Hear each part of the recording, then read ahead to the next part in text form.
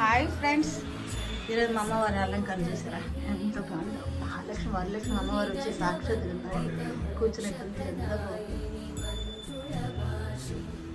ఈరోజు వరలక్ష్మి వ్రతం చేస్తున్నాను.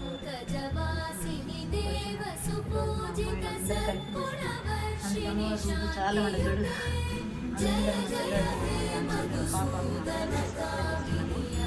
చాలా సంతోషం అనిపిస్తుంది. ఇక చెల్లెలు పాప ఫస్ట్ టైం చేసుకుంటుంది. ఇక అమ్మవారు